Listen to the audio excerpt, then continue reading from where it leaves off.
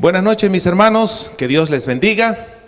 Vamos a empezar la clase número 7 con el título La magnificencia de su compasión. Seguimos bajo el tema principal, la magnificencia de Cristo. Y ya esta es la cuarta noche en la que hemos estado examinando diferentes áreas de su carácter que verdaderamente son brillantes, son espléndidas. Y si ustedes han seguido de cerca esta serie, se habrán dado cuenta que la magnificencia de Jesús no tiene que ver con su ropa, no tiene que ver con sus bienes, no tiene que ver con ninguna cosa externa. Tiene que ver principalmente con su carácter. Y hoy vamos a ver una de las virtudes más brillantes del corazón de nuestro Señor Jesucristo. Y estamos hablando precisamente de su compasión. Un comentarista bíblico dijo que la compasión fue el motor de la misión de Jesús. La compasión fue el motor de la misión de Jesús. Leamos en Salmo 113:5. Ahí nosotros encontramos una palabra muy interesante. Dice: ¿quién como Jehová nuestro Dios, que se sienta en las alturas? En realidad nuestro Dios es incomparable, no hay nadie como Él. Pero ¿en qué sentido es incomparable? El salmista no está pensando en su poder creador, no está pensando en su sabiduría o en su grandeza. En los versículos 7 al 9, miren en lo que está pensando el salmista. Él levanta del polvo al pobre y al menesteroso alza del muladar. La palabra muladar aquí significa del basurero, literalmente, para hacerlos sentar con los príncipes de su pueblo. Él hace habitar en familia a la estéril, que se goza en ser madre de hijos. Aleluya. Así que estas acciones radicales por parte de Dios, acciones de misericordia, lo hacen un Dios incomparable. Y Marcos una y otra vez atrae nuestra atención a esta cualidad que sobresale en la vida de Jesús. Vamos a examinar la actitud de Jesús frente al sufrimiento humano y contemplar la magnificencia de su compasión. Una vez más, quiero decirlo públicamente que estas notas de este seminario fueron preparadas y elaboradas por nuestro querido hermano Jorge Schulz, un misionero de origen canadiense que lleva más de 42 años sirviendo al Señor Jesucristo en Bolivia. Así que para mí es el privilegio simplemente de presentar estas notas y comentarlas entre ustedes. En primer lugar, Jesús tiene un corazón lleno de compasión. Hay un término expresivo que los evangelistas usan para hablar de la compasión de Jesús. Marcos en su evangelio lo emplea 4 veces. Aparece, por ejemplo, en Marcos 6:34. Leamos esa cita. Dice: y salió Jesús y vio una gran multitud y tuvo compasión de ellos.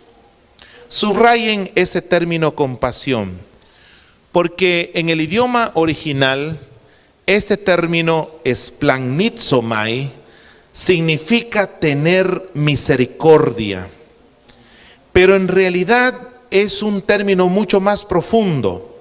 Se deriva del sustantivo esplagna, que significa entrañas, todos los órganos de nuestro interior.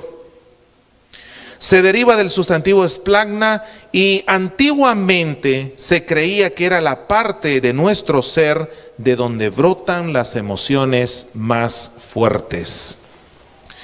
La palabra significa más que sentir simple lástima. La palabra splagnizomai denota sentirse desgarrado en lo más profundo del ser. Es quedarse conmovido y fuertemente afectado. Karl Barth, probablemente el teólogo más importante del siglo pasado, dijo: este término resiste una traducción adecuada. Lo que quiere decir es que el sufrimiento y pecado y abandono y peligro de estos hombres no solo llegó al corazón de Jesús, sino que penetró su corazón. De modo que el dilema de ellos llegó a ser suyo. Y de esa manera, él veía y sufría la situación aún más profundamente que ellos. Así que Jesús no solamente está mirando la miseria, el dolor, la soledad, el desamparo en el que vivían las personas. Él mismo hace que ese dolor y esa miseria penetre en su corazón. Y Él mismo adopta ese dolor, y hay un momento en el que Él sufre más que las personas de quien Él está teniendo compasión. Muy parecido a lo que pasa en la maternidad o en la paternidad. Cuando nosotros vemos a nuestros hijos llorar por algún dolor, nosotros también lloramos. Nosotros también lo sentimos profundamente. En otras palabras, Cristo no solo iba quitando el sufrimiento con un toque de poder, sino que Él mismo iba sintiendo ese sufrimiento. El dolor de otros llegaba a ser suyo. A eso se refería el profeta Isaías cuando escribió: ciertamente llevó Él nuestras enfermedades y sufrió nuestros dolores. Yo comparo entonces el corazón de Jesús como una esponja que cuando ve dolor en alguno de nosotros se impregna, lo absorbe y Él mismo llega a sentir en carne propia lo que nosotros estamos sufriendo, lo que nosotros estamos lamentando. Eso es lo que significa la palabra splagnizomai. Nuestro término compasión proviene de dos vocablos latinos, cum y patio, que significa padecer con o sufrir con otra persona. Cristo no podía ver el sufrimiento ajeno sin sufrir Él mismo. Él compartió sus dolores y actuó para aliviarlos. Vamos a ver en el punto 2 algunos casos que menciona el Evangelio, algunas acciones concretas donde Cristo mostró su compasión. Él mostró su compasión tocando a personas que eran intocables. Él mostró su compasión tocando a personas que eran intocables. Por ejemplo, leamos en Marcos 1:40. Vino a él un leproso, rogándole e hincada la rodilla le dijo: si quieres, puedes limpiarme. Yo no sé si usted alguna vez ha estudiado a profundidad lo que significaba la lepra en los tiempos de Jesús. La lepra en la cultura hebrea era lo más temido o despreciado que le podía ocurrir a un ser humano. Contraer lepra era tal vez la peor desgracia que le podía pasar a alguien. Según la ley de Moisés, si una persona tenía indicios de la lepra, tenía que ir a ver con el sacerdote le examinaba minuciosamente y él verificaba si tenía o no la enfermedad. Había todo un proceso. Hay varios capítulos del libro de Levítico donde se trata el tema de la lepra. Si el sacerdote comprobaba que efectivamente era un caso de lepra, el sacerdote le declaraba inmundo al paciente y tenía que ser excluido de la comunidad. Ya, tenía que ser excluido no solo de la sinagoga, sino de en los tiempos de Jesús sería la sinagoga, en los tiempos del Antiguo Testamento, excluido de la comunidad. No podía vivir más con sus padres, ni con su esposa, ni con sus hijos, ni con sus amigos. Levítico capítulo 13 y versículo 46 dice: habitará solo, fuera del campamento será su lugar. Fuera del campamento. Usted imagine a una persona viviendo fuera del campamento durante la travesía por el desierto, expuesto a las bestias, expuesto al sol del día, al frío de la noche, viviendo en la intemperie. Era una desgracia. Así que imagínense la situación de un leproso, rechazado y despreciado por todos. La gente sentía repugnancia al ver un leproso. No se le quería ver en ninguna comunidad.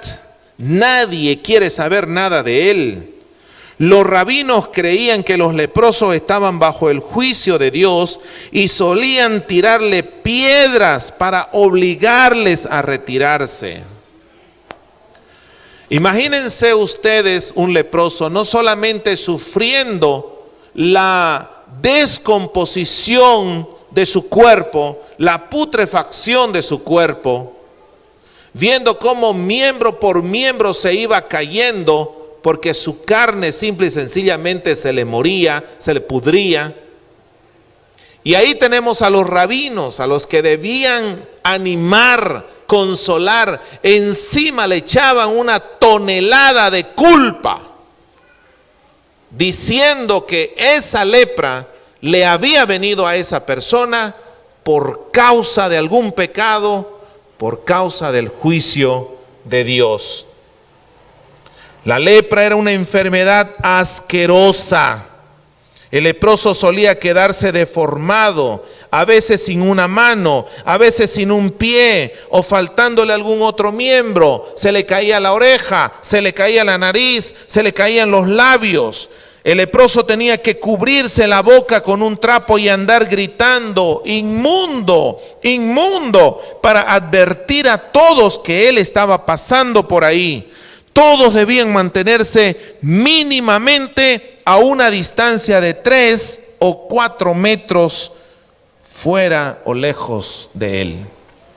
Los psicólogos modernos dicen que todos los seres humanos necesitamos un contacto físico diario.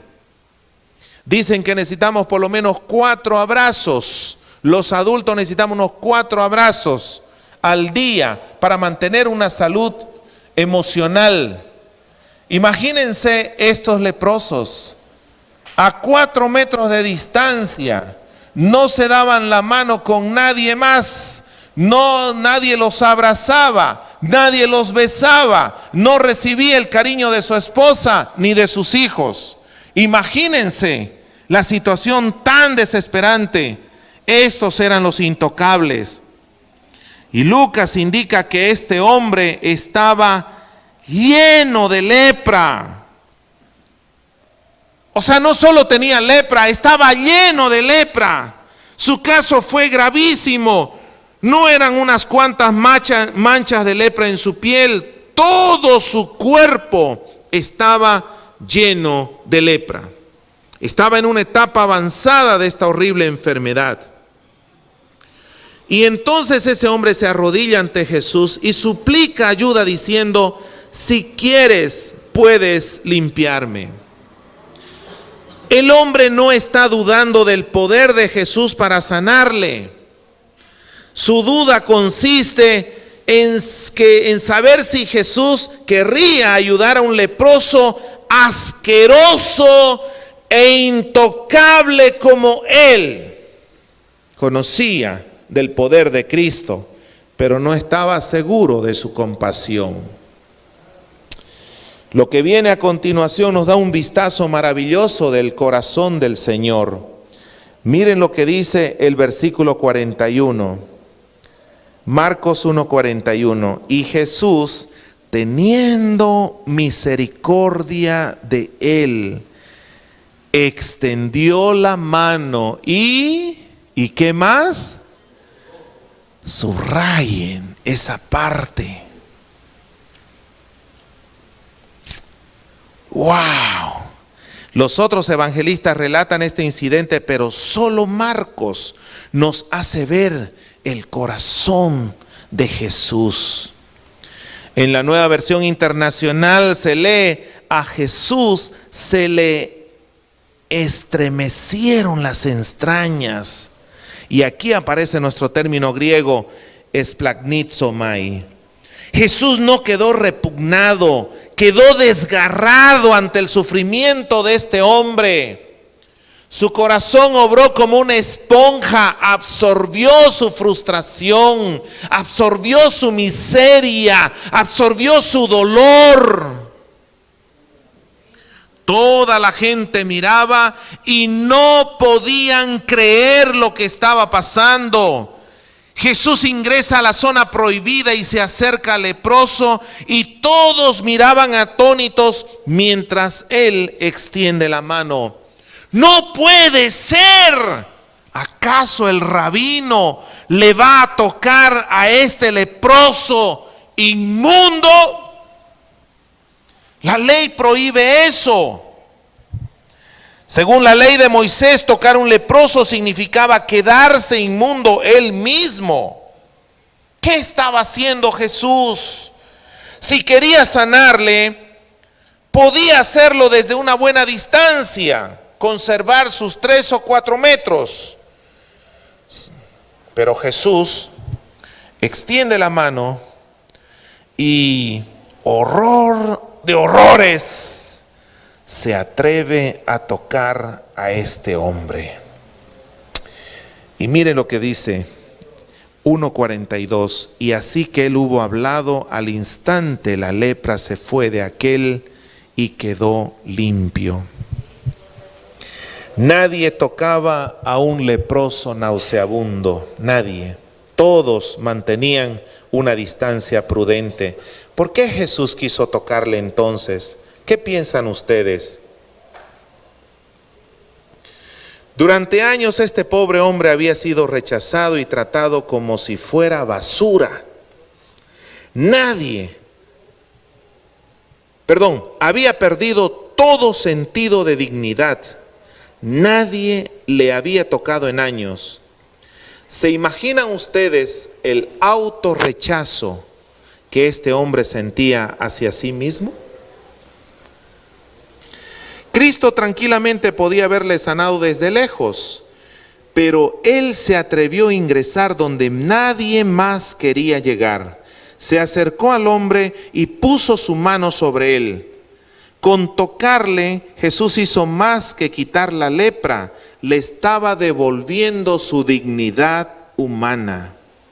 Le estaba dando sanidad emocional, estaba alimentando su tanque emocional, tocándole físicamente. Y Cristo ministró no solo a su cuerpo, sino también a su corazón. Pero, Señor, tocar leprosos es prohibido. ¿Qué estás haciendo? ¿Será que Jesús nos está enseñando algo muy importante en este pasaje? ¿Será que Jesús nos está enseñando que la ley que supera a toda otra ley es la ley del amor, la ley de la compasión? ¿Será que nos estaba mostrando Jesús la importancia de la compasión en el reino de Dios? Parece que Cristo está reacomodando los muebles en el escenario religioso. Si la ley decía que los leprosos eran intocables y la gente estaba poniendo más atención a la ley que a las personas, algo no estaba bien. Porque en el reino de Dios, el valor supremo corresponde al ser humano y no a las reglas y no a las leyes humanas. Jesús tocando al leproso, quebrantando abierta y públicamente una ley, estaba dando el valor al leproso. Estaba enseñándonos cómo es su reino. Su reino no consiste en poder. Su reino no consiste en lujos. Su reino es un reino de amor, un reino de compasión.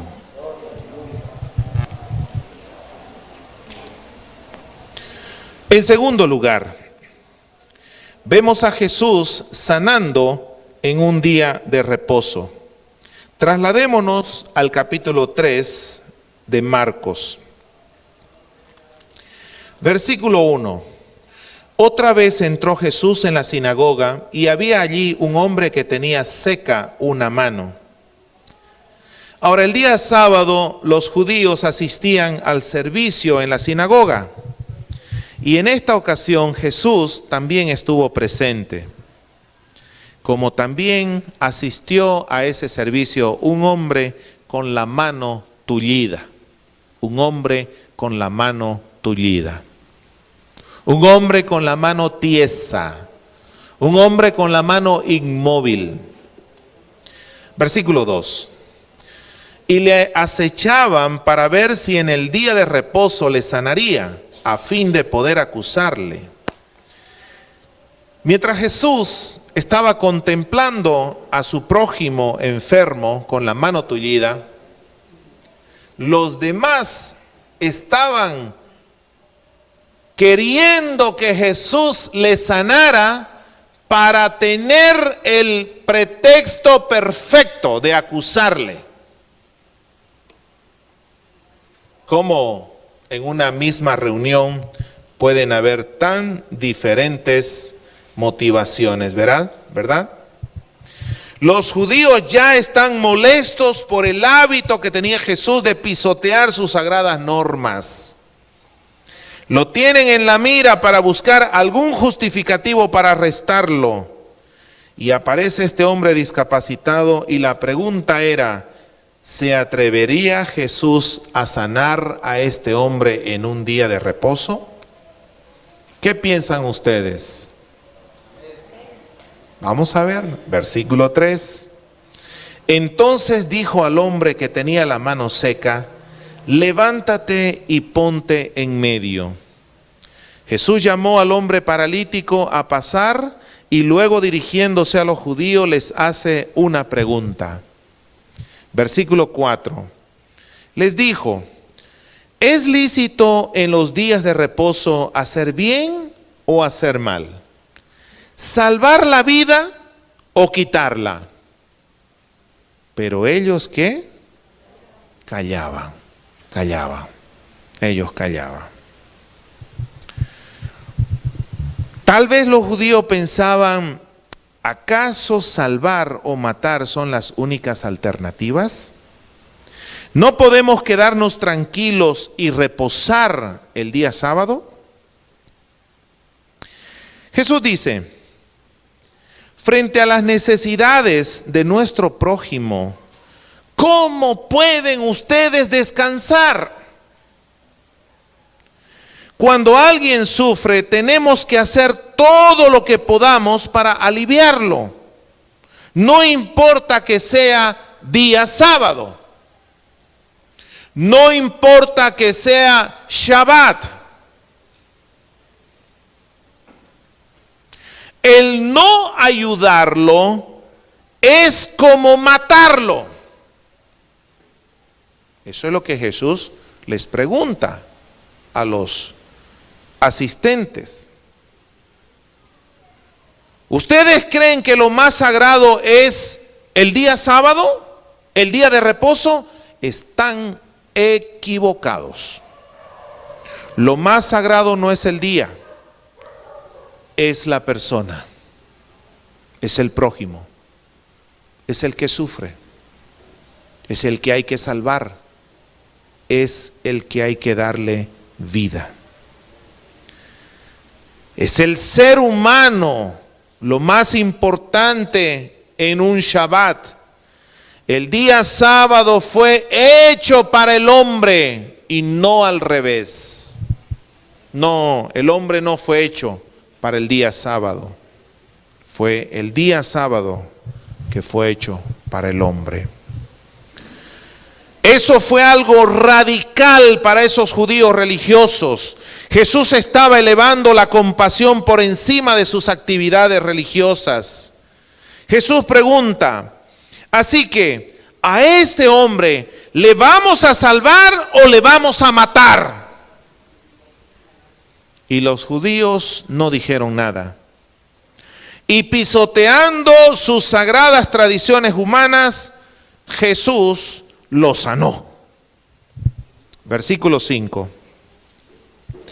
Entonces, mirándolos alrededor con enojo, entristecido, miren, Jesús completamente entristecido por la dureza de sus corazones, dijo al hombre: extiende tu mano.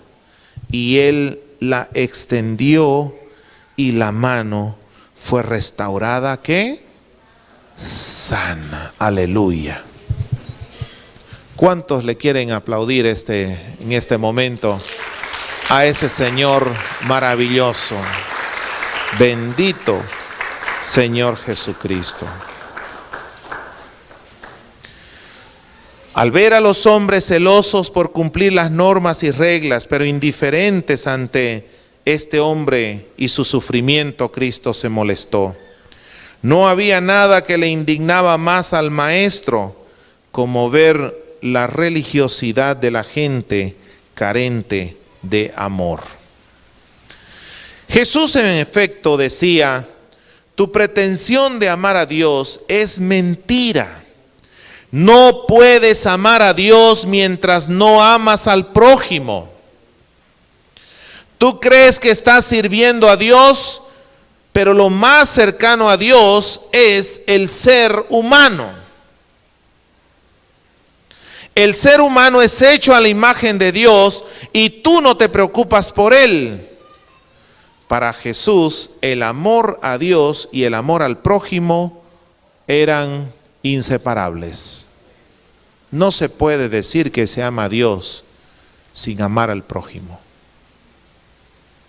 El ser humano es la imagen y la semejanza de Dios. El ser humano es la corona de la creación de Dios. Es lo más cercano a Dios. ¿Y cómo podemos decir nosotros que amamos a Dios y desatendemos las necesidades de las personas? Aquí tenemos dos ideas distintas respecto a la espiritualidad. Para los judíos, amar a Dios tenía que ver con ajustarse a una serie de normas religiosas. Para Jesús, amar a Dios significaba sobre todo, ¿qué cosa? Compasión, compasión. Así que, hermano, podemos hacer una pequeña aplicación en esta noche. Tú puedes ser una persona muy devota en tu iglesia, muy trabajadora, muy activa, pero eso todavía no habla de tu verdadero amor por Dios.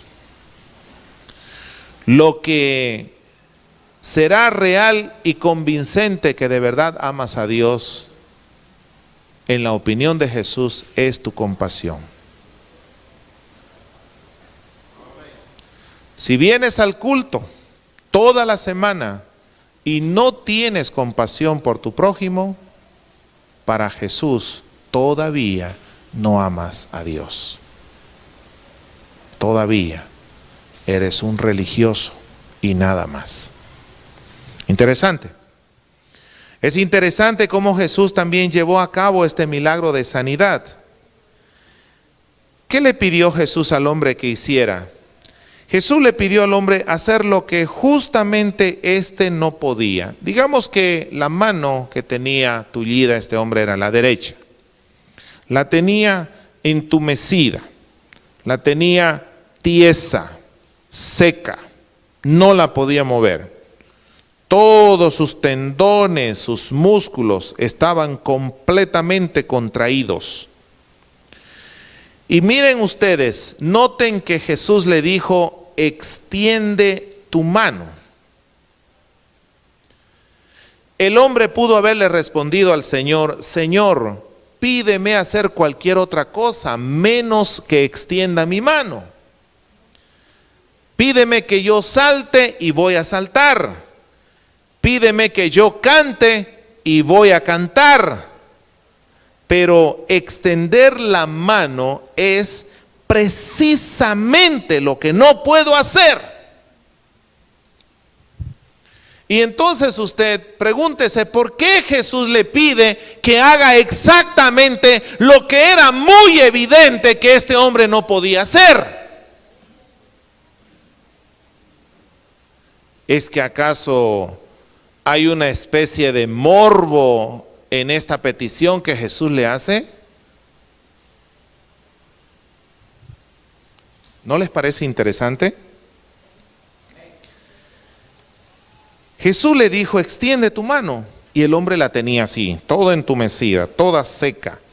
Y cuando el hombre decidió obedecer, confiando en Jesús, extendió su mano y él le extendió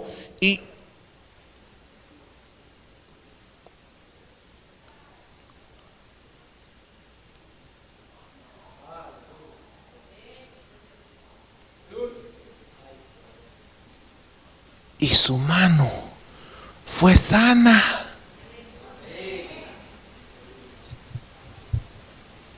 ¡Wow! Saben, hermanos, que a menudo Cristo nos pide cosas imposibles. Aquí tenemos nosotros unas palabras muy importantes.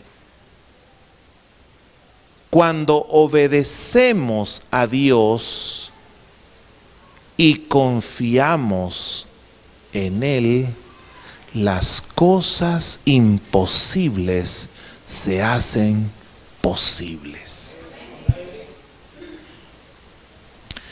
Por ejemplo, usted puede decir esta noche, perdonar 70 veces a alguien que me ofende suena a masoquismo. Eso es imposible, no puedo hacer eso. Señor, no me pidas que perdone y vuelva a perdonar y una vez más perdone por 70 veces 7 a quien me ofende, me insulta, me ningunea. Usted puede decir esta noche que yo ame a mi enemigo, a quien me hace daño, a quien me calumnia. Yo no puedo amar a esa persona. Jesús dijo, bendigan a los que nos maldicen. ¿Cómo? Aparte de que nos maldicen, nosotros tenemos que responder con bendición. Eso es imposible. Señor, eso es imposible, no podemos hacerlo. Pero aquí nosotros podemos aprender una grandísima lección, que el Cristo que nos manda a hacerlo es el Cristo que nos da el poder para llevarlo a cabo. Así que la próxima vez que usted lea algo que la Escritura le pide que haga, pero su carne, su ego, su orgullo le dice no, es imposible, recuerde a este hombre a quien Jesús le dijo que extienda su mano. Y cuando la extendió y confió en el Señor, su mano quedó ¿qué? Sana. Sana. También Jesús mostró su compasión poniendo en libertad a los cautivos. Ya hemos analizado en varias lecciones lo que hizo con este endemoniado gadareno, capítulo 4, versículos 35. Dice: aquel día cuando llegó la noche, les dijo: pasemos al otro lado. Jesús subió a un barco y cruzó el lago de Galilea. ¿Cuál fue el motivo de ese viaje? Al otro lado del lago había un hombre dominado por poderes oscuros. El único propósito de viajar al otro lado del lago era para socorrer a ese hombre. No era porque allá del otro lado del lago había un restaurante muy bueno y les dijo a sus discípulos: vamos a ir a echarnos unos taquitos sabrosos. No. El propósito por el cual atravesaron el lago era para ir y socorrer a este hombre endemoniado. 4:36 dice: y despidiendo a la multitud, le tomaron como estaba en la barca, y había también con él otras barcas. Es la palabra paralambano. Aquí tenemos cuando dice le tomaron como estaba, era la palabra paralambano. Evidentemente Jesús estaba con un cansancio extremo. Y cuando durmió ni siquiera una tempestad pudo despertarle. Y pese al agotamiento físico, él hacía la travesía. ¿Por qué? Porque había un hombre que necesitaba su ayuda. Él no se quedó a descansar, él no se quedó a dormir en otro lado. Él fue a donde había un prójimo necesitado.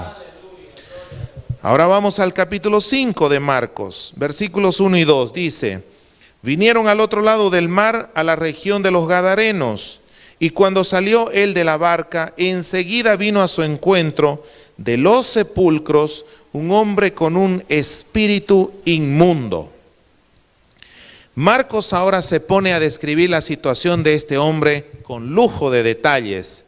Versículos 3 al 5 dice que tenía su morada en los sepulcros y nadie podía atarle, ni aun con cadenas, porque muchas veces había sido atado con grillos y cadenas, mas las cadenas habían sido hechas pedazos por él, y desmenuzados los grillos, y nadie le podía dominar.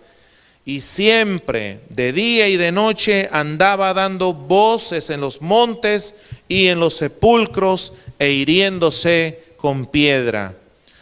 Marcos explica que este hombre era un loco, un sucio, con el cabello desaliñado, atormentado, no por uno ni dos, sino por una legión de demonios.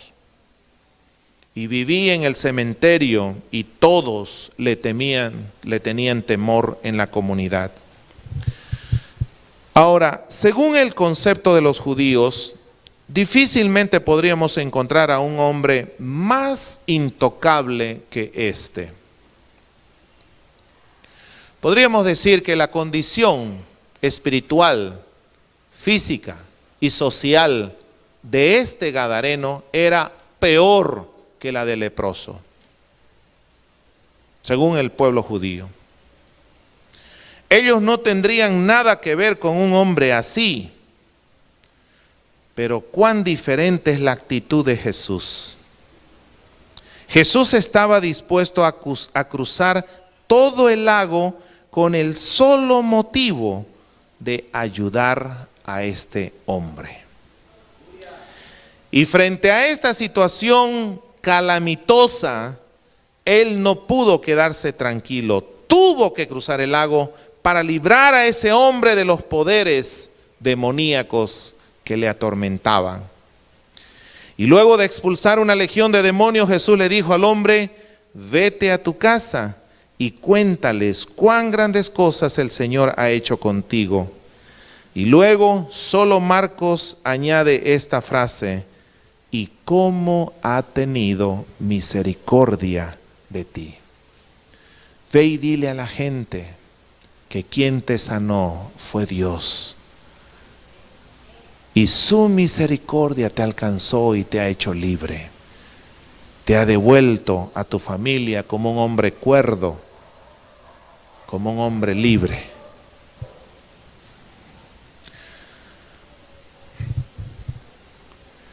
No hay nada tan perdido que Jesús no le tenga compasión.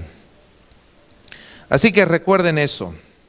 Recuerden eso la siguiente vez que usted se sienta tentado a mirar con actitud de desprecio a alguien que vive mal. Hasta el pordiosero más sucio, hasta el vicioso más encadenado, hasta el criminal más terrible. No hay nadie que sea tan intocable que Cristo no quiera mostrarle compasión. La esposa del hermano Jorge tiene un ministerio carcelario y ella a menudo visita las cárceles de máxima seguridad en Bolivia. Había un hombre, un famoso sicario, matón en Bolivia, el peor asesino de la historia boliviana, el peor asesino en serie. Lo vamos a llamar Jacinto. Este Jacinto lo tomaron preso y lo llevaron a una cárcel de máxima seguridad. Y los presos, los demás reos de esta cárcel, no lo querían ahí a Jacinto, porque era un hombre realmente peligroso. Pero un hermano que estaba en la cárcel recluido, abogó para que lo dejaran ingresar y que él se haría cargo de este criminal. Así que cuando estaba en la cárcel, la esposa de nuestro hermano Jorge fue a visitar esa cárcel y este hermano le dijo: hermana Wendy, venga, vamos a orar por una persona. Y fue, y la hermana Wendy empezó a hablarle a este criminal del amor de Jesús. Y cuando hizo una oración, este hombre quedó tan conmovido porque él nunca se imaginó que Jesús le amaba. Él pensó que así como le odiaba la sociedad, le odiaban sus compañeros de celda, le odiaba a su familia, seguramente Dios también le odiaba. Pero la hermana Wendy le mostró que no hay pecador tan sucio que Cristo no quiera transformar, que Cristo no quiera mostrar compasión y misericordia. Bueno, llegó el momento cuando trasladaron a este reo a otra ciudad y lo llevaron a otro recinto carcelario y lo pusieron en un lugar donde estaban los 30 criminales, los peores criminales de toda la nación. Y cuando la hermana Wendy llegó a esa ciudad, fue a visitarlo. ¿Y cuál fue su sorpresa, mis amados hermanos? Que cuando ella platicaba con Jacinto y le citaba algún versículo de la Biblia, Jacinto también le respondía con otros versículos de la Biblia. Aquella oración que hicieron en la otra ciudad había sido una oración poderosa y el Espíritu Santo empezó a tomar el control de la vida de este hombre cruel, de este hombre malvado. Y entonces Jacinto le dice: hermana Wendy, le cuento algo. Fíjese, le dice, que los 30 que estamos aquí, le dice, hemos hecho una capilla y me han nombrado el pastor.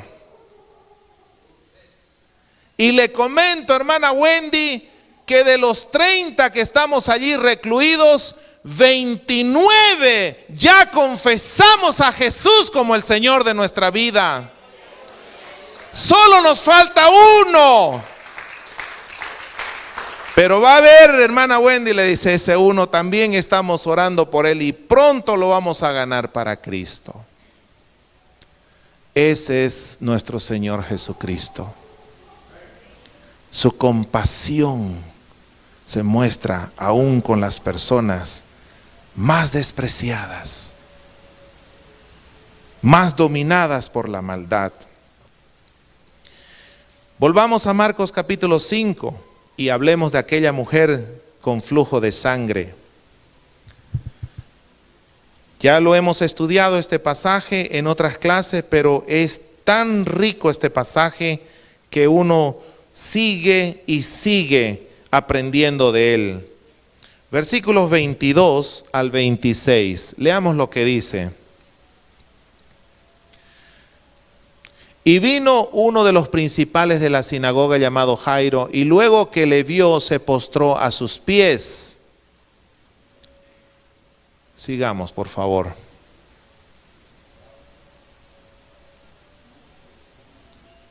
Y le rogaba mucho diciendo, mi hija está agonizando, ven y pon las manos sobre ella para que sea salva y vivirá.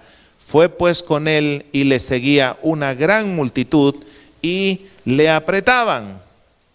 Pero una mujer que desde hacía 12 años padecía de flujo de sangre y había sufrido mucho de muchos médicos y gastado todo lo que tenía y nada había aprovechado, antes le iba ¿qué?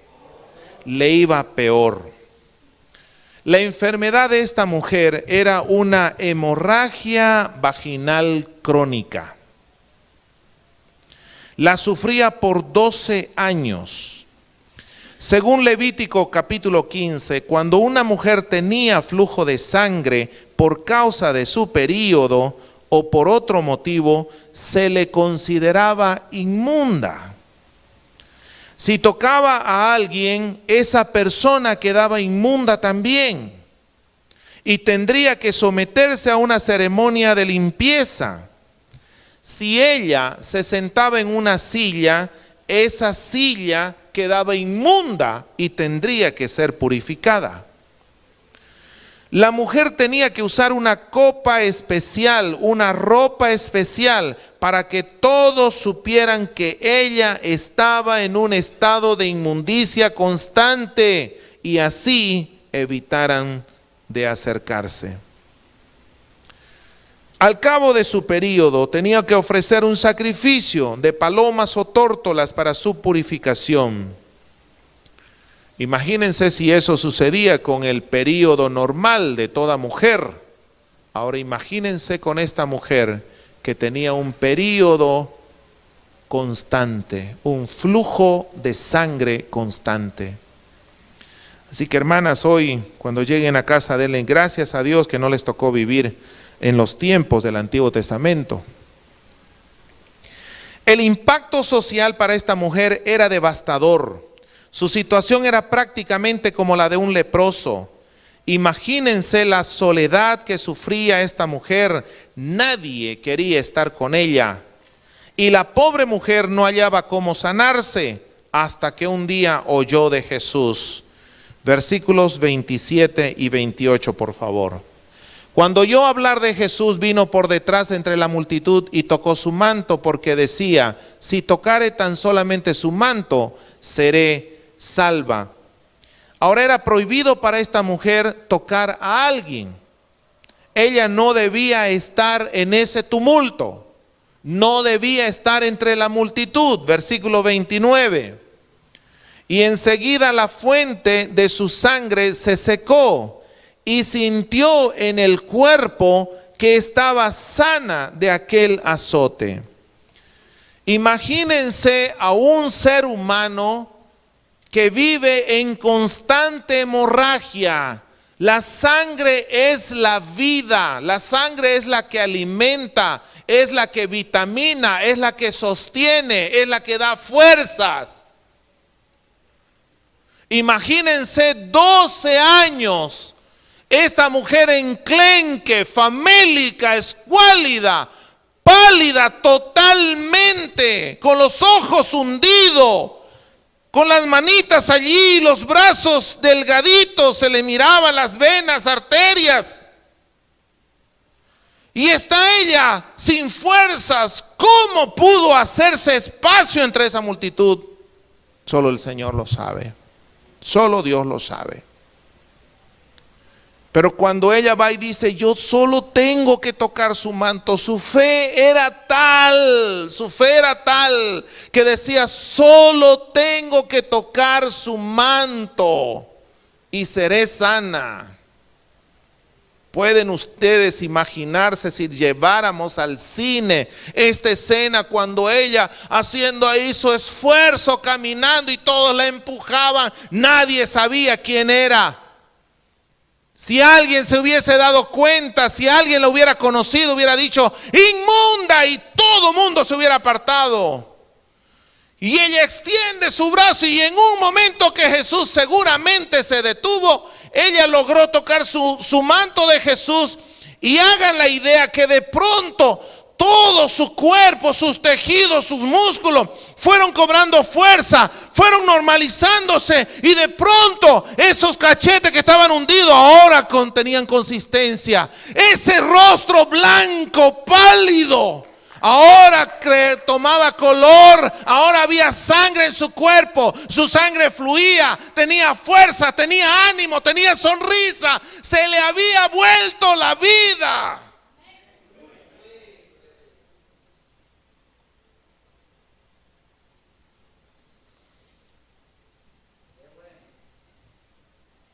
Una sanidad instantánea. Versículos 30 al 32. Luego Jesús, conociendo en sí mismo el poder que había salido de él, volviéndose a la multitud, dijo, ¿quién ha tocado mis vestidos? ¿Quién lo ha hecho? Sus discípulos le dijeron, ¿ves que la multitud te aprieta y dices, ¿quién me ha tocado? Pero él miraba alrededor para ver quién había hecho esto. Era mucho atrevimiento de parte de la mujer haberle tocado y ella tenía miedo de admitirlo. Sin duda, en el proceso ella había tocado y contaminado también a otros muchos, ¿no les parece? Claro, ella había rozado su cuerpo con muchos, los había contaminado. Versículo 33. Entonces la mujer, temiendo y temblando, sabiendo lo que ella había sido hecho, vino y se postró delante de él y le dijo toda la verdad. Estaba muy asustada. Cualquier rabino le hubiera reprendido severamente, pero la reacción de Jesús es de lo más desconcertante. Miren lo que pasó en el versículo 34. Entonces, y él le dijo, hija. ¿Qué dijimos la clase de anoche? La única vez donde Jesús se dirige a una mujer, llamándola ¿qué? Hija. No la regaña, no le dice, irresponsable, ¿qué hiciste? No, le dice, hija, ¿qué más? Tu fe te ha hecho salva. Ve en paz y queda sana de tu enfermedad. Es difícil mantener la voz firme ante semejante manifestación de gracia, de compasión.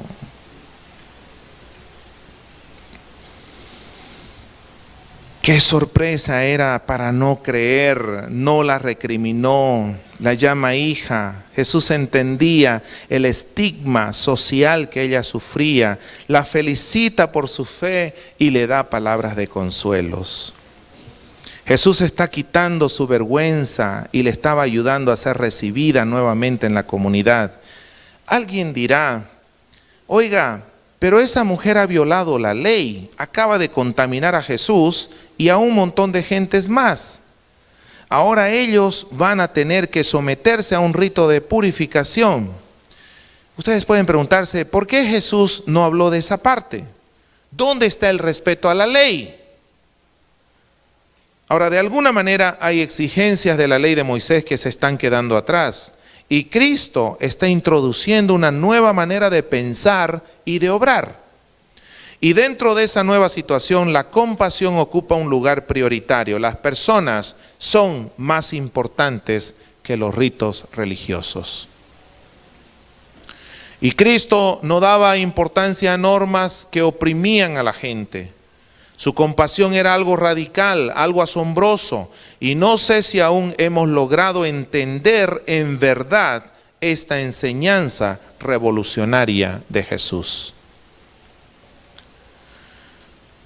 También Jesús mostró su compasión viendo la necesidad de los necesitados.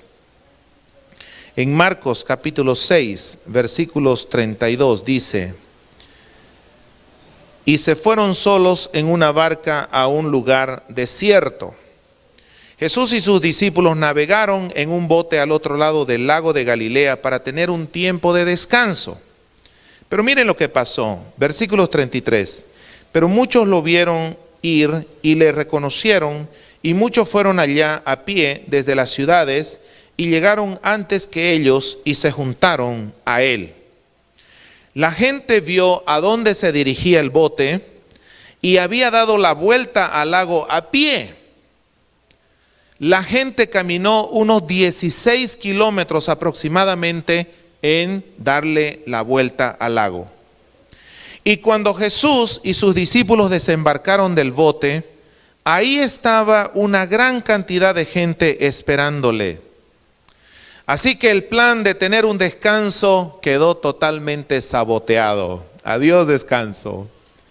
Pero fíjense cómo responde Jesús, versículo 34.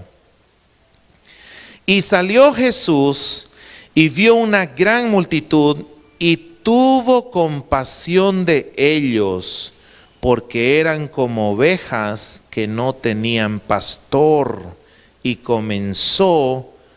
comenzó a enseñarles, ¿qué cosa? ¿Qué hubiera hecho usted, mi hermano?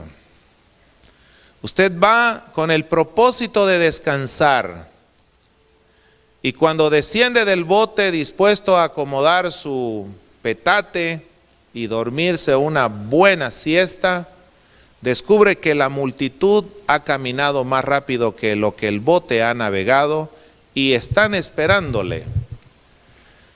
Y Jesús no le responde: ¡qué inconscientes que son ustedes! ¡Desconsiderados!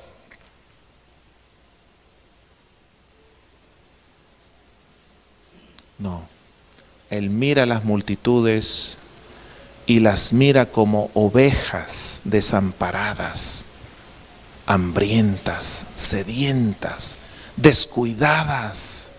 Allí estaban las ovejas, perniquebradas, heridas, llenas de espinos en su lana, y estoy usando la metáfora de una oveja y un pastor. Sin pastor que las pastoree, que las ame, que las cuide, y inmediatamente empezó a enseñarles.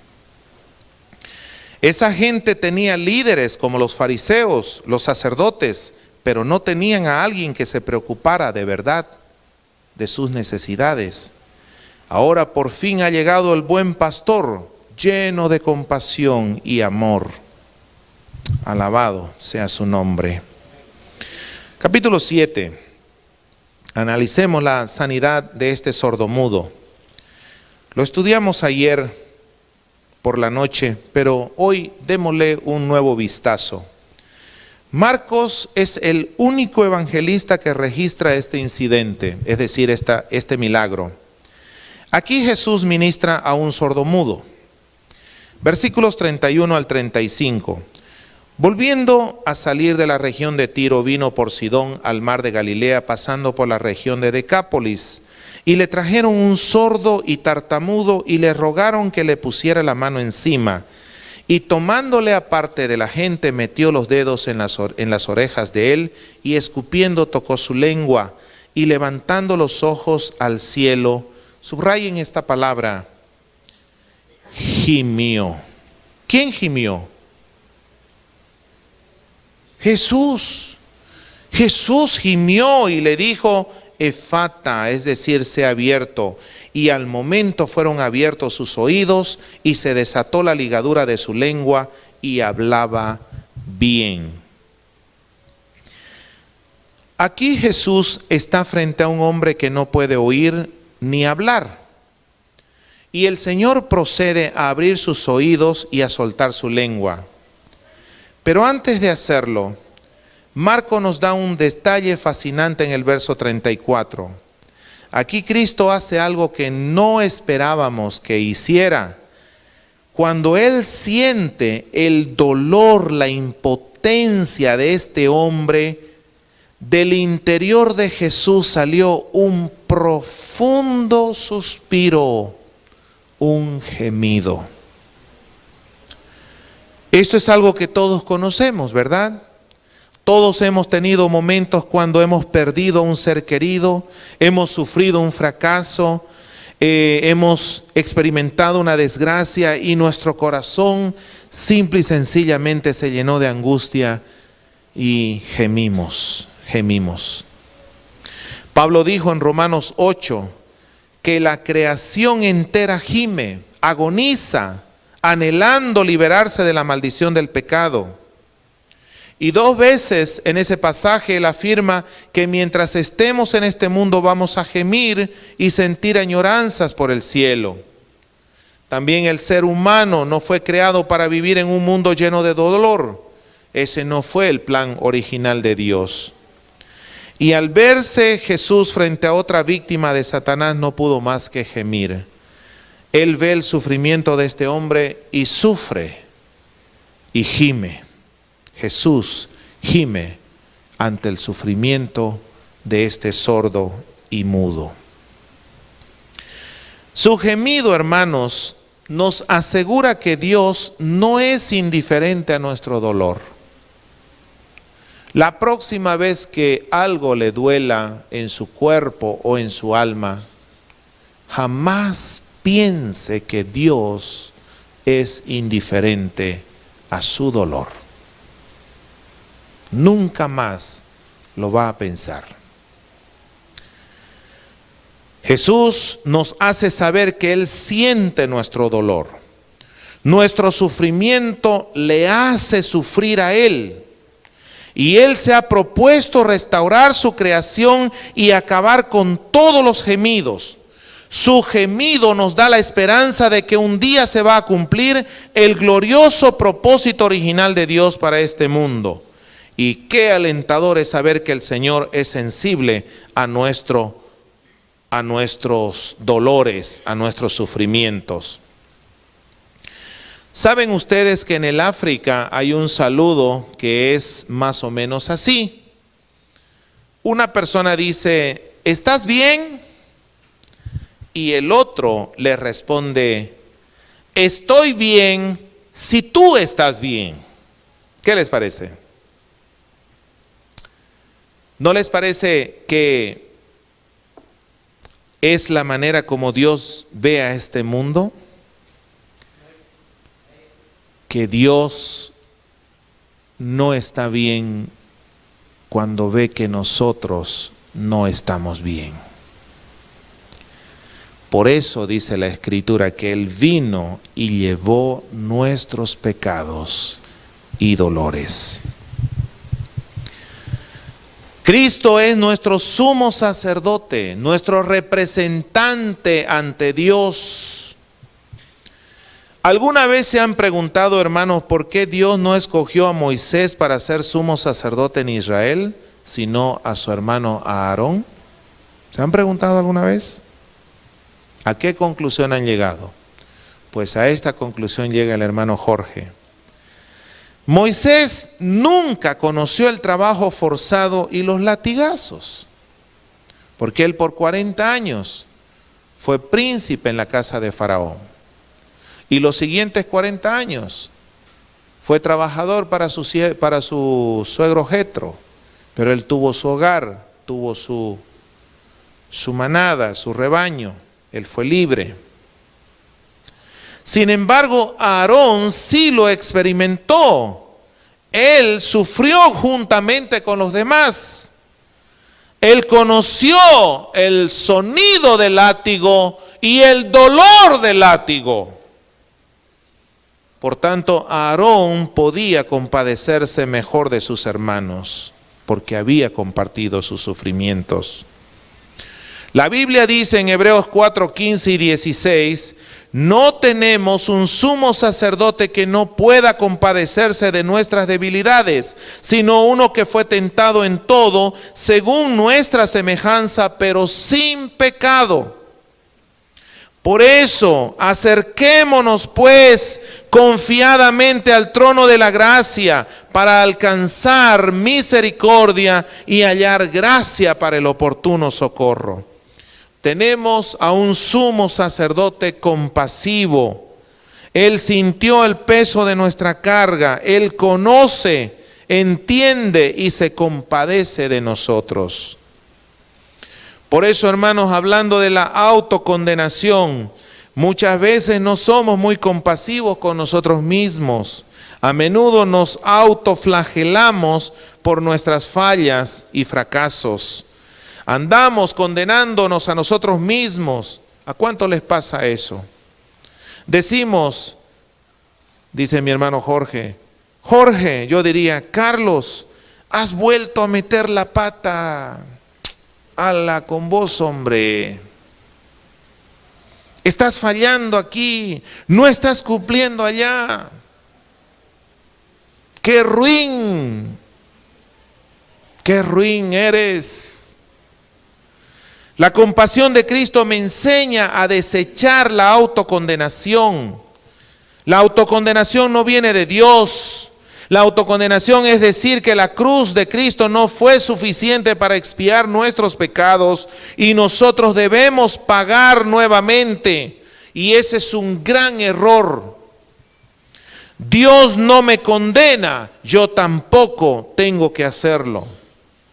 Hay mucho que crecer y cambiar, pero puedo descansar en la verdad de Romanos 8:1 que dice, ninguna condenación hay para los que están en...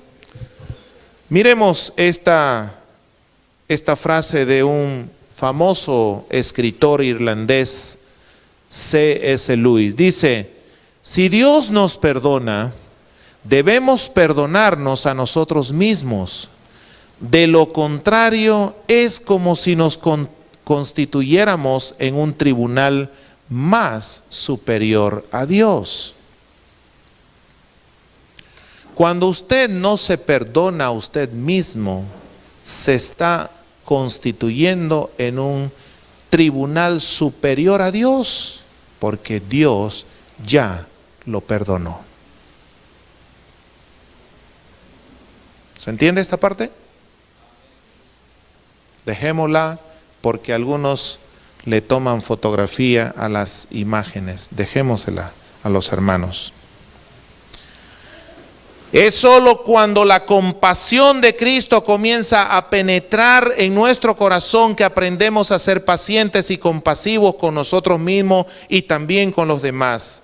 Su compasión me enseña a ser compasivo. Volvamos a la restauración de Pedro, Marcos 14:71. ¡Qué pecado más bochornoso!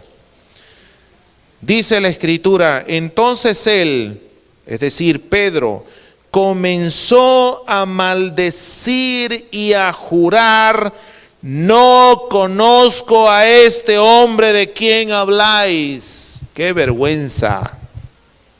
Acababa de decirle, Señor, aunque todos te dejen, aunque todos te abandonen, yo no te voy a abandonar, yo te voy a seguir.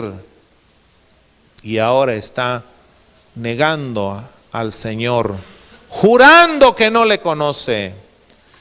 Y dijimos anoche que jurar significa poner a Dios de testigo. ¡Qué cinismo! Qué caída más terrible de este hermano. Pero a los 53 días de haberle negado, escríbalo en sus apuntes, Pedro se puso en pie lleno del Espíritu Santo y predica el primer mensaje que ganó 3,000 almas para Cristo. ¿Cuántos le dan la gloria a Dios? Fue los 53 días, Pedro tenía que estar bajo disciplina. Él había cometido una falta grande, pero qué grande es el perdón de Cristo. Cuando Él nos perdona, nos limpia y nos deja como si nunca hubiéramos pecado. Y una pregunta, ¿cuántos gallos oyó cantar Pedro después? ¿Qué piensan ustedes? Después de su caída, después de llorar amargamente, ¿será que cada vez que cantaba un gallo Pedro decía, por mi culpa, por fallarle a mi Señor, soy indigno y no merezco estar aquí? Saben, son muchos los que dicen eso. Y es por no creer en el perdón de Dios.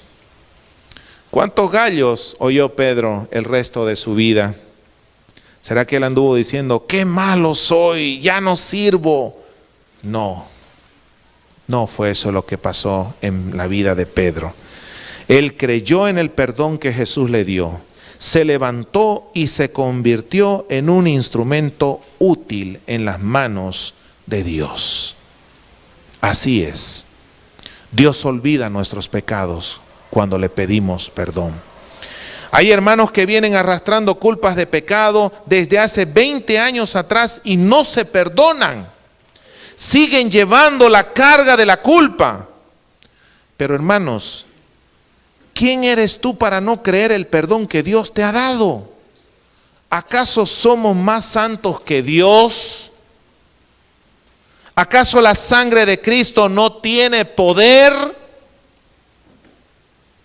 Pedro cayó, sí, cayó y cayó terriblemente, pero Jesús lo restauró. Y a los 53 días está de pie en el día de Pentecostés, perdonado, predicando un tremendo mensaje, 3,000 almas para el cielo. Unos pocos días después, nuevamente Pedro se levanta y ante otra multitud predica poderosamente la palabra de Dios, perdonado por la sangre del Cordero, y 5,000 almas entregan sus vidas a Cristo.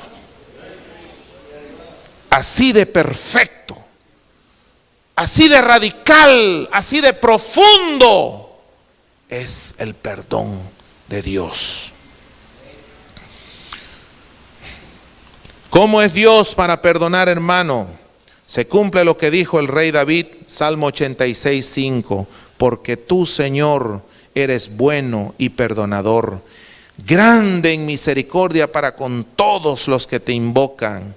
¿Cuántos creen que Dios es así de perdonador? Levanten sus manos. Gloria a Dios. El reto para el creyente es no practicar el pecado, pero a veces hay un descuido y uno puede sucumbir al pecado. Pero si venimos arrepentidos a Jesús confesando nuestros pecados, Jesús nos lava, nos limpia, nos absuelve y nos levanta y nos usa nuevamente. Así es Jesús. Él está para levantarnos, restaurarnos y para volver a usarnos. Ahora, el seguir a Cristo es un llamado a la compasión. Un autor afirma que la esencia del reino radica en una compasión sincera. Nos hace falta ver como Cristo vio. Jesús veía a la gente con ojos de compasión. Confieso, hermanos, que a menudo veo a la gente para observar sus fallas y errores. Todavía tengo un corazón bastante fariseo, hermano. Dejar de fumar me llevó 2 días. Dejar de criticar, llevo más de 39 años en la vida cristiana y todavía no logro dominar ese mal. Qué vicio más terrible, hermanos. Qué fariseo que soy.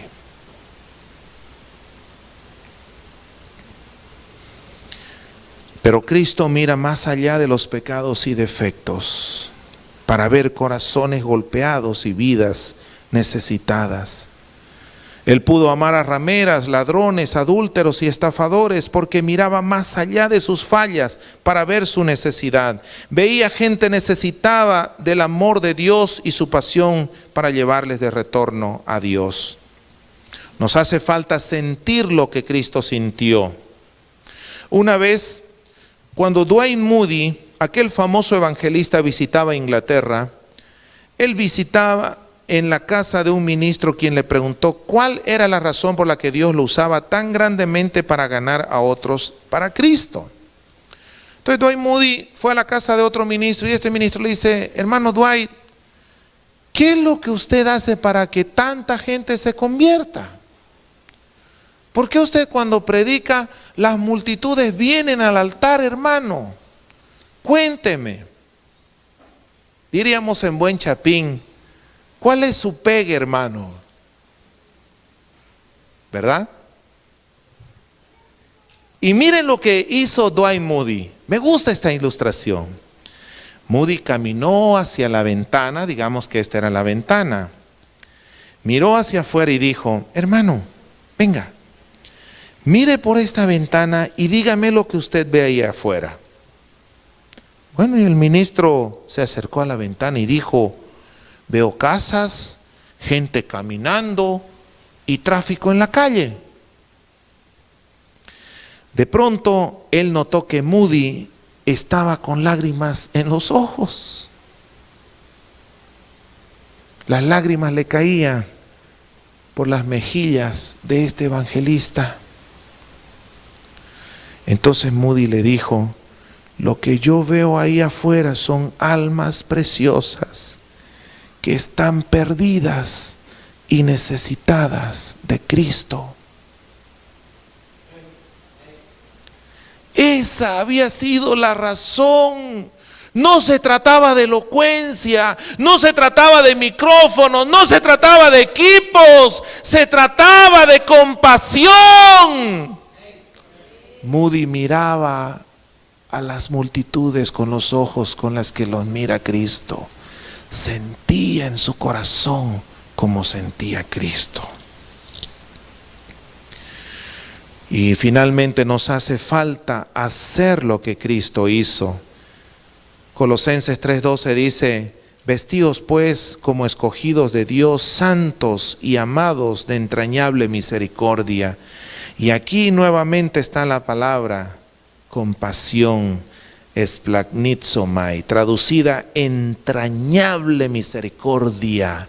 Un movimiento profundo, interno de todas nuestras entrañas, absorbiendo el dolor, el sufrimiento, la frustración, la soledad, la miseria de la gente y haciéndola propia, sintiéndola en el corazón.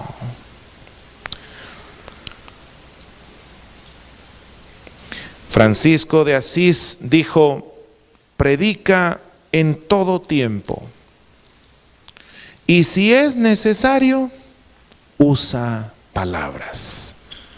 Qué tremendas esas palabras. Lo diré de nuevo: predica el evangelio en todo momento y cuando sea necesario, utiliza palabras. Porque tus palabras se oyen, tus hechos gritan.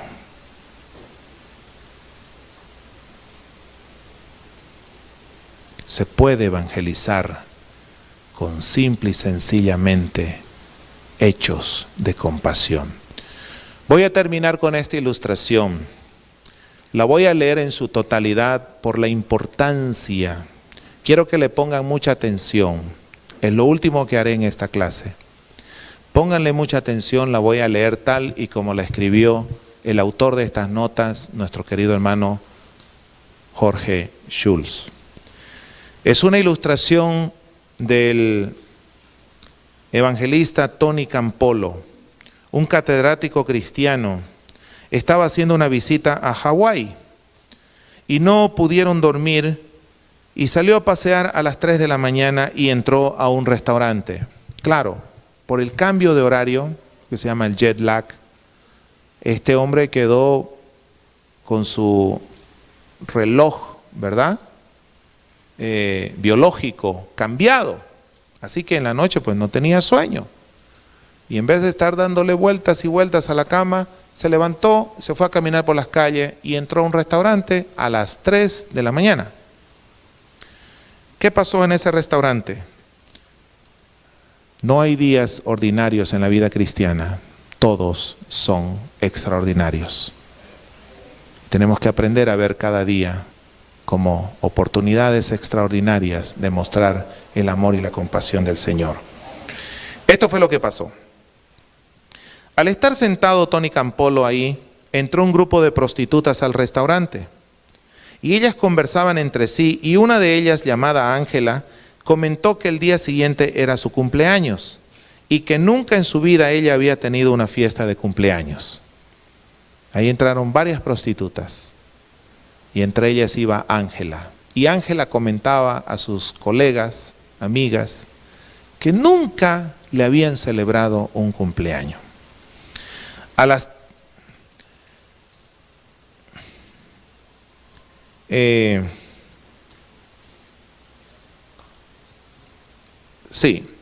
Después que las mujeres se marcharon, Tony averiguó con Harry, el dueño del restaurante, que ellas venían todas las noches a ese lugar. Entonces Tony le dijo: oiga, ¿qué le parece si mañana le hacemos una fiesta de cumpleaños para Ángela? Y a Harry le pareció bien la idea y él ofreció hacer un pastel y Tony ofreció decorar el restaurante. ¿Ah? Así que Ángela no lo sabe, pero hay dos personas que quieren celebrarle su primer cumpleaños en su vida. Así fue como Tony Campolo lo contó. A las 2:30 de la mañana siguiente, él estaba de regreso en el restaurante. Compró algunas decoraciones en una tienda e hizo un cartel que decía: "Feliz cumpleaños, Ángela". Alguien debe haber corrido la voz porque a eso de las 3:15, todas las prostitutas de Honolulu estaban en aquel lugar. Todas. Me impresiona este cuadro. Había prostitutas por todas partes. Llenaron el restaurante. Y ahí estaba Tony Campolo también.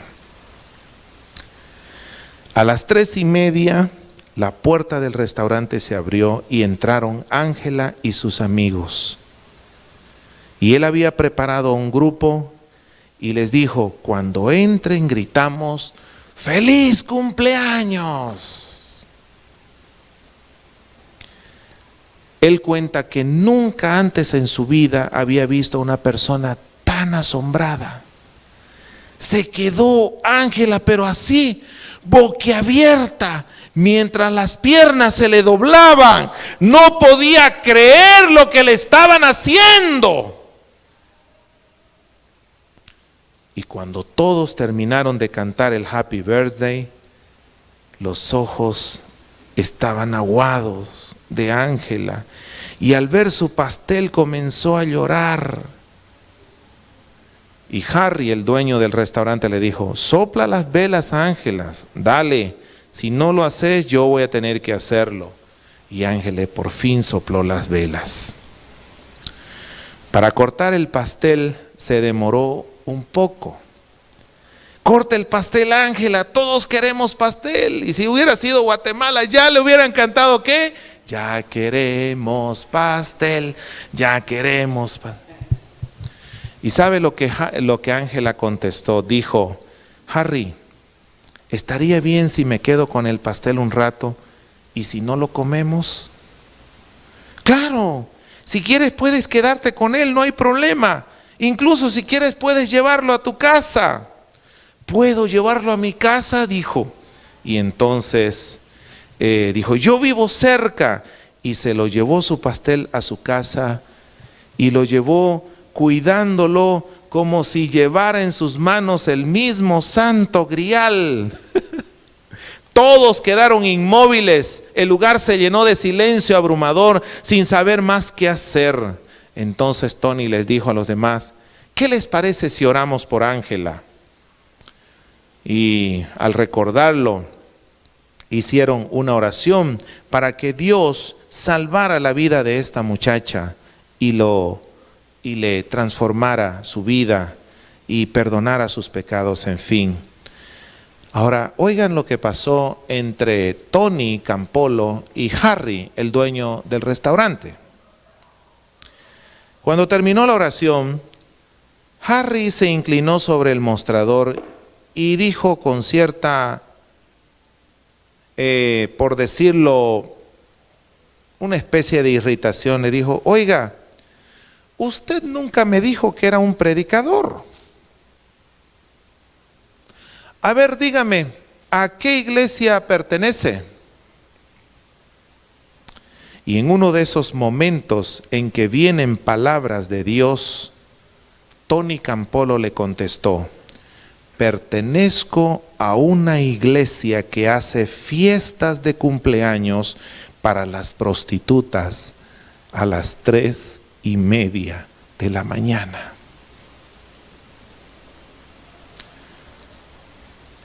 Harry lo pensó un momento y le dijo: yo no creo que haya una iglesia así.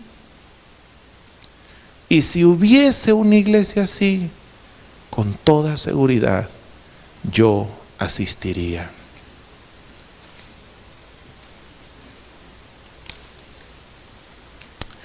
Yo quiero preguntarles en esta noche, amados pastores, ¿están mostrando sus iglesias la compasión de Jesús? ¿Están celebrando fiestas de cumpleaños a las prostitutas a las 3:30 de la mañana? La mía tampoco. La mía tampoco. Que Dios nos ayude. Que Dios nos ayude a ver, a sentir y a actuar con la misma compasión con la que Jesús vio, sintió y actuó. Que Dios me los atropelle de bendiciones, hermanos. Padre, te damos gracias en esta noche porque hemos visto una nueva virtud de tu Hijo Jesús. Una virtud tan brillante, tan enceguecedora, tan hermosa, Señor. Bendito sea tu nombre por siempre. Ayúdanos a ver, a sentir y a actuar como Cristo Jesús. Amén y amén.